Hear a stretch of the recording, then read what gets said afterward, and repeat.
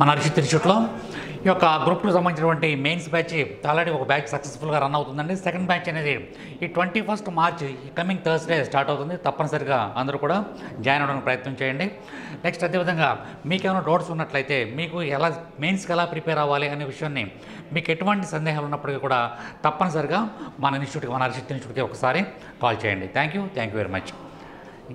Dear students, ఇప్పుడు మనం అధ్యయనం చేస్తున్నటువంటి అంశము ఆంధ్రదేశ చరిత్రలో ఒక సువర్ణాధ్యాయంతో లెక్కించదగినటువంటి చక్రవర్తుల పాలన. అదేంటంటే విష్ణు కుండినులు. విష్ణు కుండినులు అనేటటువంటి చక్రవర్తుల గురించి ఇప్పుడు మనం అధ్యయనం చేద్దాం. విష్ణు కుండినులు పరిపాలన ఎప్పుడు స్టార్ట్ చేశారు, అసలు వాళ్ళ పరిపాలనలో గొప్ప చక్రవర్తి స్టార్ట్ చేసినటువంటి అసలు ఆ వంశ స్థాపకుడు ఎవరు, ఆ వంశంలో గొప్ప చక్రవర్తి ఎవరు, ఆ వంశంలో చివరి చక్రవర్తి ఎవరు, వాళ్ళ ఆర్థిక సామాజిక పరిస్థితులు ఏందనేటువంటి విషయం కామన్గా మనం రెగ్యులర్గా పాఠాల్లో చదువుతాం. ఎట్లాగో ఇప్పుడు కూడా మనం అధ్యయనం చేద్దాం. అయితే మన లక్ష్యం ఏంటంటే అసలు ప్రతి రాజవంశానికి ఏదో ఒక ప్రత్యేకత ఉంటుంది. మరి ఆంధ్రదేశ చరిత్రలో మన ఆంధ్రదేశ చరిత్రలో విష్ణు కుండినులు అనగానే ఎమ్మటే గుర్తుకొచ్చేటటువంటి అంశాలు ఏమైనా ఉన్నాయా? కాంపిటేటివ్ ఎగ్జామ్లో వీళ్ళ గురించి అడగటానికి స్కోప్ ఉండేటటువంటి అంశాలు ఏంటనేటువంటి విషయాన్ని మనం ప్రత్యేకతలు చెప్పుకుందాం. ఎందుకంటే నేను మొదటి నుంచి ఈ ఆన్లైన్ క్లాసుల ద్వారా విద్యార్థులకు తెలియజేస్తుంది ఏంటంటే ఆంధ్రదేశాన్ని పరిపాలన చేసిన చక్రవర్తుల్లో మనకి ఒక రాజవంశం అనగానే ఎమ్మటే టక్కున కొన్ని గుర్తొచ్చేటట్టు వాళ్ళకు మాత్రమే సంబంధించిన విషయాలు గుర్తుకొచ్చేటట్టు మనం అధ్యయనం చేయాలి. ఇప్పుడు ఉదాహరణకు చూడండి, ఇక్ష్వాకులు అనగానే మనకు గుర్తుకొచ్చేది ఏంది అంటే దేవాలయాలు కట్టించిన మొట్టమొదటి దక్షిణ భారతదేశ రాజవంశం అంటే ఇక్ష్వాకులు గుర్తుకొస్తారు. అదేవిధంగా శాతవాహనులు అనగానే గొప్పతనం అంటే ఏం గుర్తుకొస్తుంది? దక్షిణ భారతదేశం మొత్తాన్ని ఏకం చేసిన రాజవంశం అంటే శాతవాహనులు గుర్తుకొస్తారు. కాకతీయులు అంటే ఏం గుర్తుకొస్తారు అని అంటే ఏమంటాం? శాతవాహనుల తర్వాత సంపూర్ణ ఆంధ్రప్రదేశ్ని ఒక్కటి చేసిన రాజవంశం అంటే కాకతీయులు గుర్తుకొస్తారు. దక్షిణ భారతదేశంలో ఒక స్త్రీని మహిళను చక్రవర్తిని చేసిన రాజవంశం అంటే కాకతీయులు గుర్తుకొస్తారు. ఉత్తర భారతదేశానికి పరిమితమైనటువంటి శిల్పకళని దక్షిణ భారతదేశానికి ఇంట్రడ్యూస్ చేసిన రాజవంశం అంటే కాకతీయులు గుర్తుకొస్తారు. ఇట్లా చెప్పుకుంటూ పోతే గొలుసుకట్టు చెరువులు అంటే కాకతీయులు గుర్తుకొస్తారు. మోటుపల్లి ఓడరేవు అంటే కాకతీయులు గుర్తుకొస్తారు. మార్కో పోలో అంటే కాకతీయులు గుర్తుకొస్తారు అంటారు. అట్లాగే విష్ణు కుండినులు అంటే ప్రత్యేకంగా గుర్తుకొచ్చే విషయం ఏంటంటే ప్రత్యేకతలు చూద్దాం. వీళ్లకు మాత్రమే సంబంధించిన ప్రత్యేకతలు. నెంబర్ 1, ఆంధ్రదేశ చరిత్రలో విష్ణు కుండినులు అనగానే ఎమ్మటే గుర్తుకొచ్చేది గుహాలయాలు. గుహాలయాలను నిర్మించిన మొట్టమొదటి రాజవంశం దక్షిణ భారతదేశంలో ఎవరంటే విష్ణు కుండినులు. గుహాలయాలు, దేవాలయాలు ఇక్ష్వాకులు అన్నాం. మరి గుహాలయాలు ఏంది అని అంటే ఒక చిన్న విషయం చూడండి. ఇక్ష్వాకుల పాలనా కాలంలో వాళ్ళలో యెహువల లేదా యెహువల శాంతమూలుడు, వాడిని 2వ శాంతమూలుడు అనే చక్రవర్తి హారతీ దేవాలయం, కుబేర ఆలయం, నొడిగేశ్వర ఆలయం, పుష్పభద్ర స్వామి ఆలయం ఇలాంటి టెంపుల్ కట్టించిందని చెప్పినాం. మరి వాళ్ళ టైంకి సిమెంట్ ఉందా, ఐరన్ ఉందా, సాంకేతిక పరిజ్ఞానం ఉందా అంటే లేవు. వాళ్ళ టైంలో వాళ్ళకున్న నాలెడ్జ్ని బట్టి టెంపుల్ కట్టించారు. ఎలా అంటే మన అభివృద్ధికి మన సుఖ సంతోషాలకి కారకుడైనటువంటి దేవుడు వర్షంలో తడవటమో ఎండలో ఎండటమో చూస్తుంటే ఆ రాజు తట్టుకోలేకపోయిండు. ఆ శిల్పాలు ఎండలో, ఆ విగ్రహాలు ఎండలో ఎండుతుంటే తట్టుకోలేకపోయిండు. అప్పుడున్న నాలెడ్జ్ ప్రకారం ఆయన చేసిన పని ఏంటంటే మట్టితో 4 వైపులు గోడలు కట్టించి ఆ గోడలు కట్టించిన దానికి ఒక చిన్న డోర్ పెట్టి ఆ డోర్ మీద మరి ఆ గోడల మీద 4 వైపులు కట్టించిన గోడను ఒక గర్భగుడిలాగా తయారు చేసి మట్టితో తయారు చేసి పైన మరి ప్లాస్టింగ్ స్లాబ్ పోద్దామంటే సిమెంట్ లేదు, ఐరన్ లేదు. అప్పుడు వాళ్ళు ఏం చేశారు అంటే పెద్ద పెద్ద బండలు నాపరాలని పేర్చారు. ఇంత పెద్ద ఆలయానికి ఒకే సైజులో బండ దొరకదు కాబట్టి ఒక బండని పెట్టి దాని మధ్యలో ఒక క్లాత్ అన్న, ఒక గుడ్డ పేలికనన్నా, లేకపోతే ఒక పేపర్నన్నా, ఒక పేపర్ కాకపోతే ఏదో ఒకటి ఒక ఆకునన్నా పరిచి ఆ ఆకు పక్కన మళ్ళీ ఇంకొక బండని పెట్టి అట్లా వేసేవాళ్ళు. ఈ బండకి మధ్య గ్యాప్ని పూర్తి చేయటం కోసం గుడ్డ పేలికనే పెట్టి పైన మళ్ళీ మెత్తేవాళ్ళు, మట్టితో మెత్తి ఇక అదే ఆలయం అని చెప్పి చెప్పుకునే వాళ్ళు. ఇదే వాళ్ళు దేవాలయం అని చెప్పి మనకి ఇక్ష్వాకుల కాలంలో చెప్పేవాళ్ళు. దానిలో ఒక దేవుణ్ణి ప్రతిష్ఠించేవాళ్ళు. ఇక దేవాలయం అని పేరు పెట్టుకుని ఆ దేవుని కొలిచేవాళ్ళు. అంత బాగానే ఉంది. అదే మనం ఇప్పుడు ఇక్ష్వాకులు దేవాలయాలు కట్టించారు అన్నాం. మరి విష్ణుకుండెల కాలం నాటికి గుహాలయాలు ఎందుకు వచ్చినాయి అంటే, గుహాలయాలు వాళ్ళు ఎలా డెవలప్ చేశారు? వాళ్ళు దేవాలయాలు డెవలప్ చేస్తే వీళ్ళు గుహాలయాలు ఎలా డెవలప్ చేశారంటే, మన ఈ ఇక్ష్వాకులు కట్టించిన టెంపుళ్ళు మట్టితో కట్టించినాయి. ఇందాకే మనం చెప్పుకున్నాం చుట్టూ మట్టి పెట్టి గోడలు కట్టారని. మట్టితో కట్టించిన గోడలు ఎప్పుడు ఉంటాయి? ఎండాకాలం బాగానే ఉంటాయి, చలికాలం బాగానే ఉంటాయి. వర్షాకాలం వస్తే అక్కడ ఒకప్పుడు గుడి ఉండేది అన్నట్టుగా ఉంటుంది ఆనవాళ్ళ వారం, అంటే మొత్తం కారిపోతాయి. అట్లా కారిపోయి గుళ్ళన్నీ కూడా పాపం శిథిలమైనవి. దాన్ని తర్వాత కాలంలో విష్ణుకుండెలను అనే వాళ్ళు గమనించారు. ఓహో, మనకంటే ముందే దేవాలయ సిస్టమ్ అనేటువంటి ఒకటి ఉంది, మరి ఆ మత సిద్ధాంతాన్ని మనం ఎందుకు కొనసాగించకూడదు, ఆ సాంప్రదాయానికి మనం ఎందుకు కంటిన్యూ చేయకూడదు అని ఆలోచించారు. ఆలోచించి ఈ ఇక్ష్వాకుల లక్ష్యం బాగుంది, కాకపోతే వాళ్ళ ఆలోచనలో పాప అప్పుడున్న పరిస్థితులు అలా చేశారు.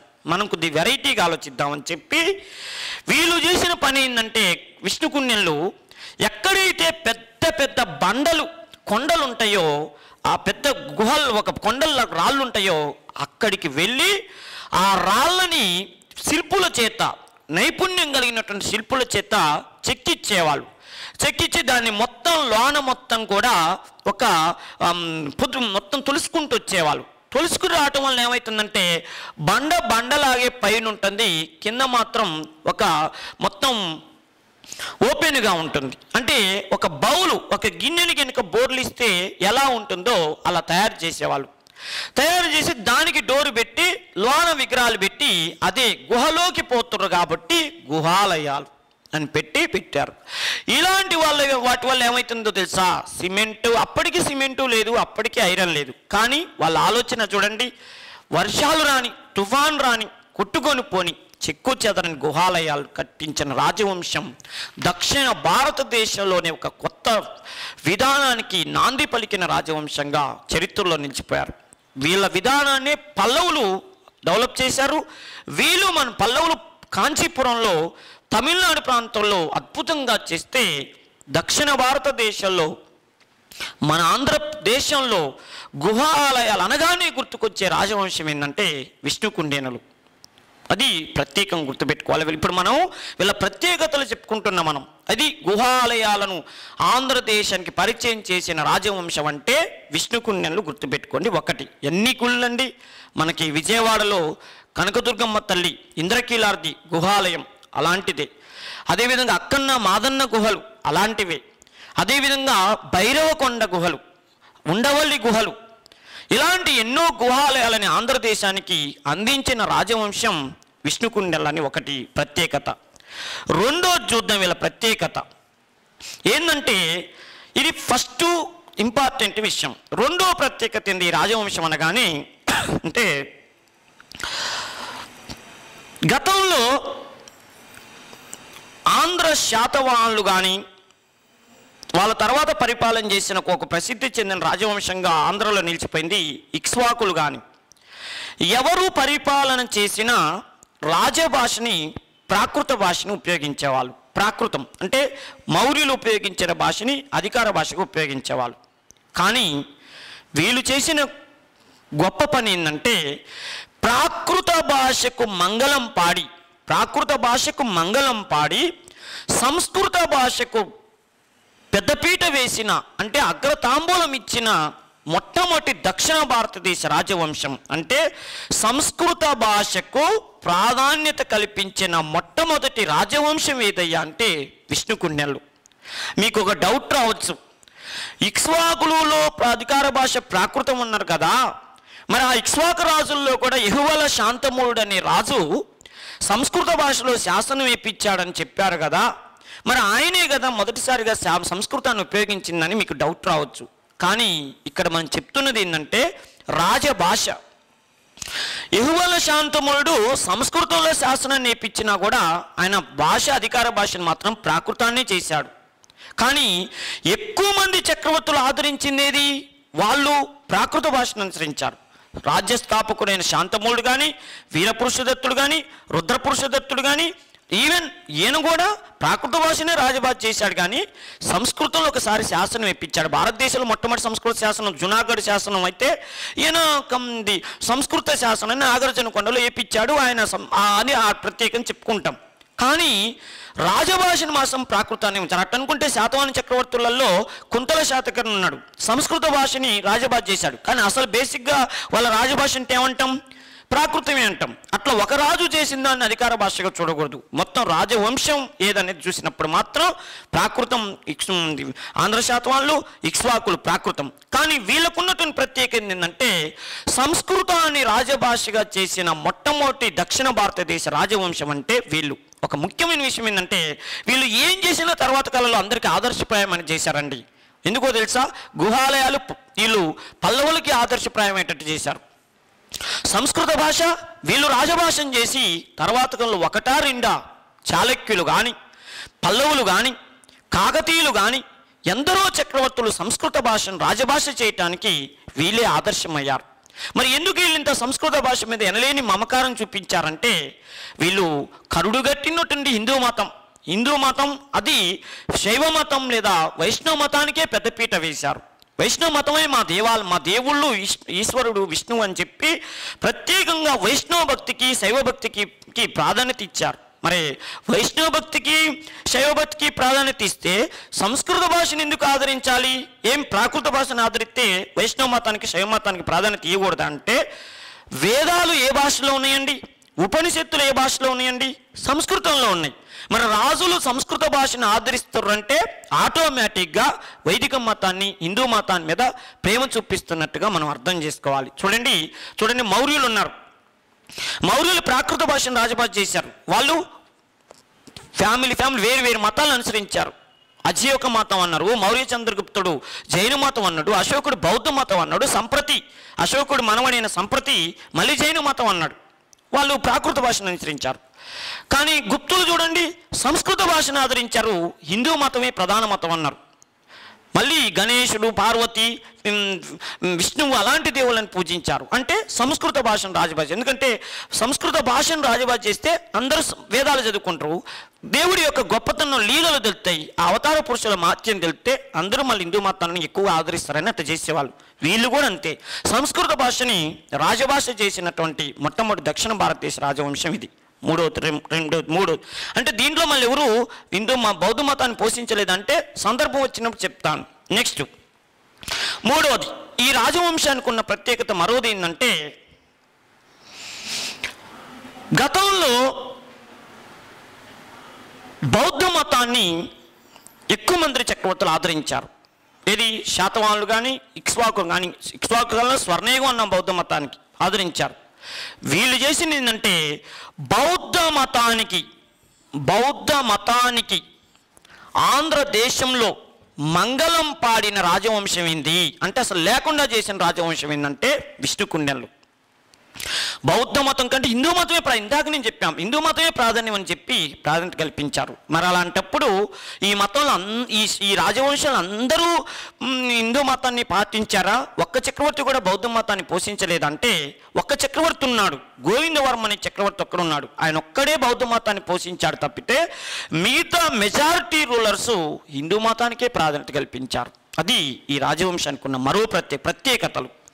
నాలుగవది, ఈ రాజవంశానికి ఉన్న ఇంకో మనకు ప్రత్యేకత ఏంటంటే వీళ్ళు ఉత్తర భారతదేశాన్ని పరిపాలన చేస్తున్న సముద్రగుప్తుడికి వీళ్ళు సమకాలికులు. అంటే ఉత్తర భారతదేశంలో గుప్త వంశం పరిపాలన చేస్తున్నప్పుడు ఉత్తర భారతదేశంలో గుప్త వంశం పరిపాలన చేస్తున్నప్పుడు అంటే ఒక ముఖ్యమైన విషయం ఏంటంటే ఉత్తర భారతదేశంలో గుప్త వంశ రాజులు ఉదాహరణకి పాటలీపుత్ర అనే రాజధానికి చేసుకొని గుప్తులు పరిపాలన చేస్తున్నారు.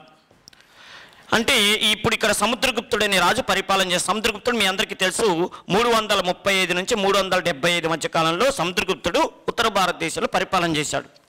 సముద్రగుప్తుడు ఉత్తర భారతదేశం మొత్తం దిగ్విజయాలు మొత్తం ఆక్రమించుకుంటున్న టైంలో ఇదే టైంలో విష్ణుకుండెల్లో మన ఆంధ్రదేశంలో పరిపాలన చేస్తారు. అంటే ఇప్పుడు ఇక్కడ ఎగ్జామ్ పాయింట్ ఆఫ్ వ్యూ గుర్తుపెట్టుకోవాల్సింది సముద్రగుప్తుడికి సమకాలీకులైన రాజవంశం విష్ణుగుప్తులని గుర్తుంచుకోండి. అసలు గుప్త వంశానికే సమకాలీకులైన విషయం గుర్తుంచుకోండి ఒకటి.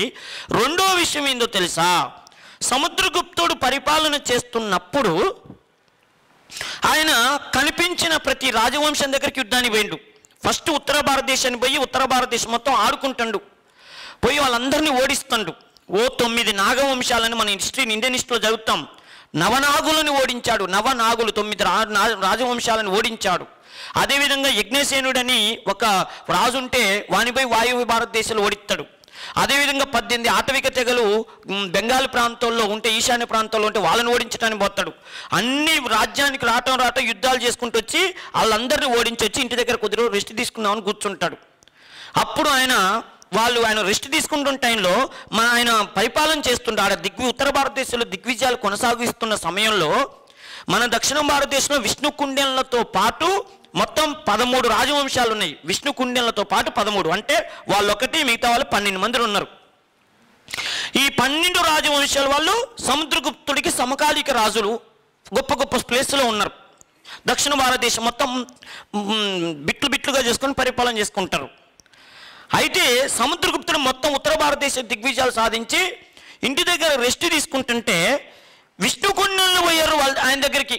విష్ణుకుండెలను పోయి, రాజా నీ నెక్స్ట్ ట్రిప్ మా వైపేనా అని అడిగారు. అప్పుడు విష్ణుకుండెలని పోయి ప్రత్యేకంగా సముద్రగుప్తుడి దగ్గరికి వెళ్ళి నువ్వు దండయాత్రకి ఎప్పుడు వస్తున్నావు మా దగ్గరకని అడిగారు.